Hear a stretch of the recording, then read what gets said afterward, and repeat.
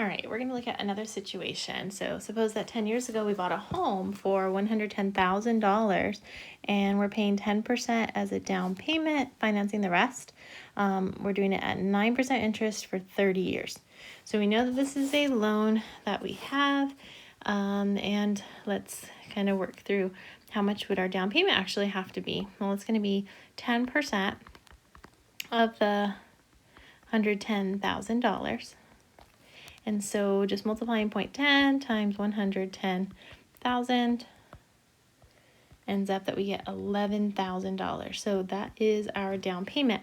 So that means our loan, which was for our house minus that down payment, would be $99,000. So that's going to be our loan amount. So if we want to consider what our monthly payment currently is, again, that's going to be taking 99,000 equal to, we'll write D, we don't know what that payment is, 1 plus, it'll be 0.09 because that's our interest rate, divided by 12 because we're paying monthly, to the negative 12 times 30 because it's a 30-year loan, or we could write negative 360. So that's easier again for our calculation. All over 0.09 over 12. Now remember that this is basically like one big number times the D, so we can divide by that. So on my calculator, I would enter that 99,000, then divide by and put in that fraction.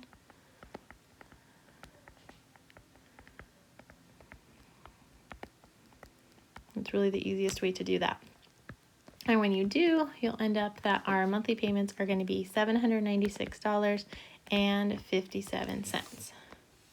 So if we want to find out how much interest is paid over the life of the loan, we'll take our monthly payment, multiply that by the 360 payments that we're going to make, which, using a calculator, we'll end up with $286,765.20. And then if we take this amount, which is all the payments that we made, and we're going to subtract that, so 286,765.20 minus how much our loan was for, which was $99,000, it ends up $187,765.20 is our interest amount. Now, let's suppose that this year, we can check our loan balance. Only part of the payments have been going to pay down the loan, as we've seen. The rest has been going towards the interest, and we see that we still have $88,000 left to pay on your loan, but the value's increased. The house is now worth $150,000. So first off, how much of the loan have we actually paid off? So I could take my loan amount, $99,000, minus its current balance, and we end up with $10,464. So for the past 10 years, that's all I've actually been able to pay off on that. So how much money have we paid the loan company so far? Well, we've made payments of $796.57 the past 10 years, and every month. So we could say 10 times 12, or you could have written 120. And so far, we've actually paid $95,588.40. So this is what we've paid.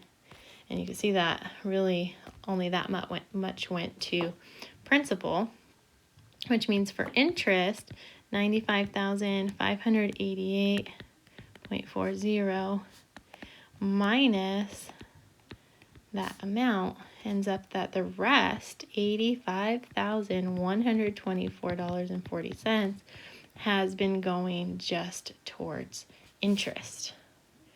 Now let's think about the equity. That's the value minus the remaining debt. Well, one thing that's kind of nice about most of the time anyway in the housing market is that they continue to increase in value. So there is a lot of debt that can be involved, but you can see right now when I subtract the amount that it's worth, its value, minus how much I still owe on it, I'm getting $61,464 as my equity. So if I sold the house today and got that $150,000, I would make that much money. Now, because interest rates have dropped, you might consider refinancing your mortgage. Now, they're slowly dropping in real life today's time, but they are still quite high, about 7% for a loan. Just a few years ago, they were going for 2 to 3%, so it's changed a little bit. Now, if we took out a new 30-year mortgage at 6% for the remaining loan balance, let's think about what our monthly payment would be.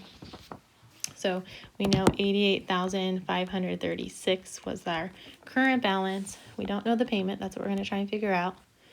We're going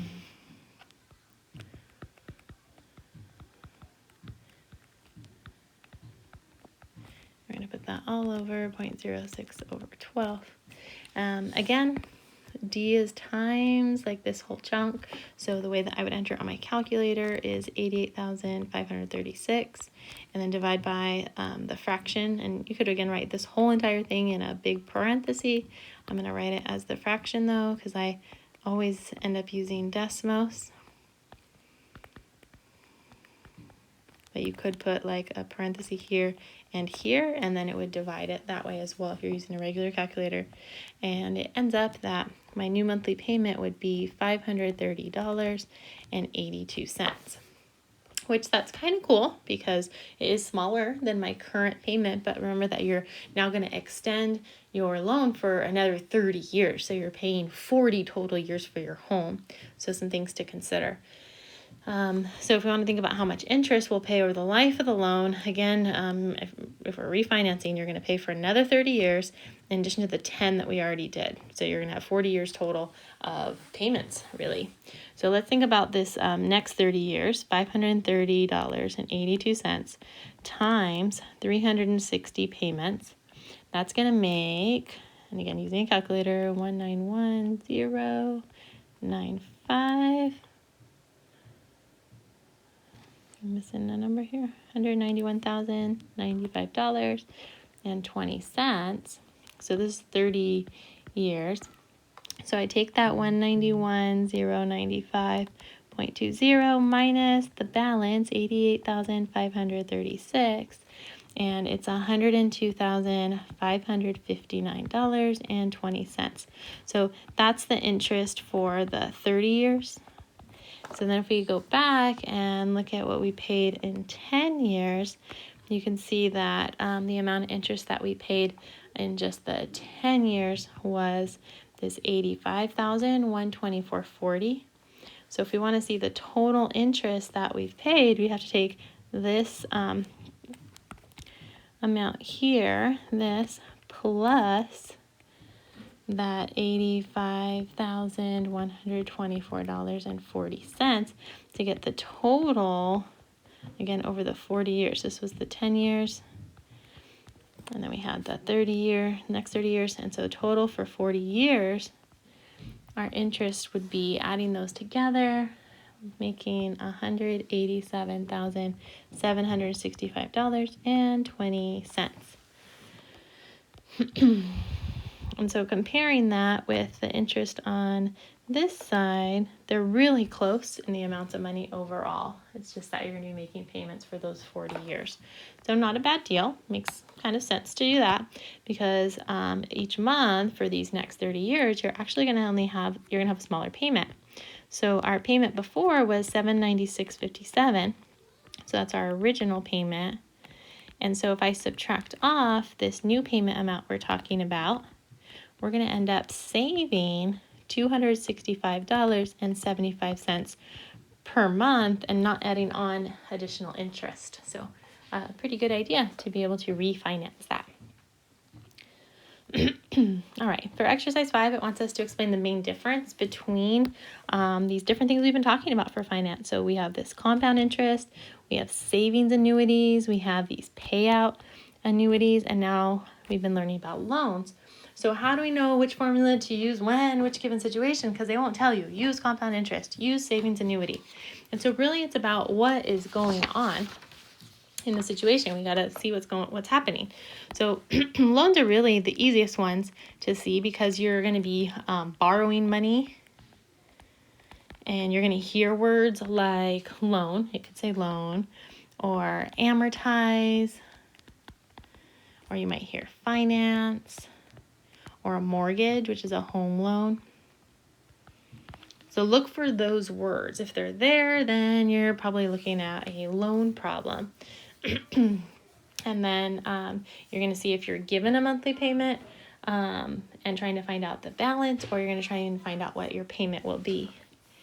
Then we also, next thing I want to see is like, am I putting money into an account? If it's not a loan, then you're putting money in. Are you going to be putting money in an account and then letting it sit, or making regular monthly, annual, quarterly payments or withdrawals? And so if you're going to let the money sit, that's going to be a compound interest problem.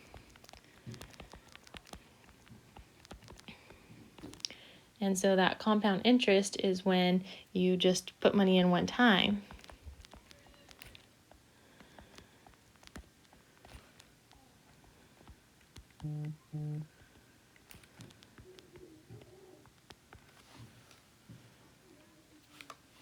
And you let it sit.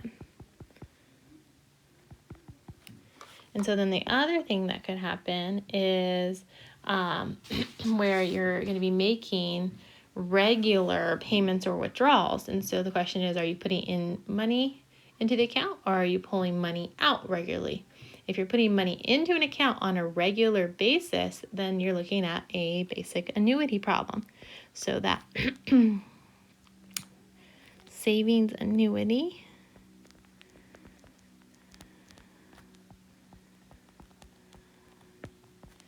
is regular payments into an account.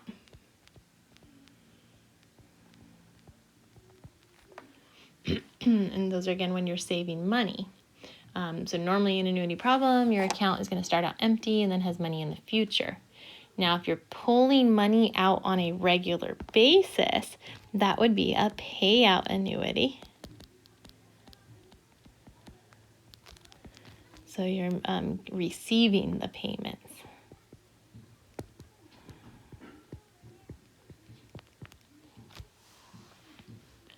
So the payout annuity, again, is used like retirement income, where you start with money in your account and you pull out money on a regular basis, and then your account turns out empty. So that's what we want to be able to do, is just identify. So the following problems, we're not going to actually work through them. We just want to identify what types they are. So you should take a few minutes to kind of read through those, try them. And so now that you have done that, for A, we have that Marcy's receiving an inheritance of $20,000. She's going to invest it at 6%. Okay, so she's doing some sort of savings. We know it's not a loan. She's going to use it for college. She's going to withdraw money for tuition expenses each quarter. So she's taking money out every quarter. So she is receiving payments every quarter. So that would be a payout annuity. Now, Paul wants to buy a car. Rather than take out a loan, he decides to save money. So again, we know it's not a loan. He puts $200 every month into an account that earns 3% interest. So this time he's making regular payments into an account. So that would be a savings annuity. So he's going to be basically earning interest on his stuff, as opposed to getting it right away and having to pay interest on his stuff. Keisha is managing investments for a nonprofit company. They want to invest some money. So again, we got some saving going on into an account earning 5% interest compounded annually, with the goal to have $30,000 in the account in 6 years. How much should Keisha deposit into the account? So it doesn't say anything about payments. So this seems like she's just going to put a chunk of money in and let it sit. So this would be a compound interest problem.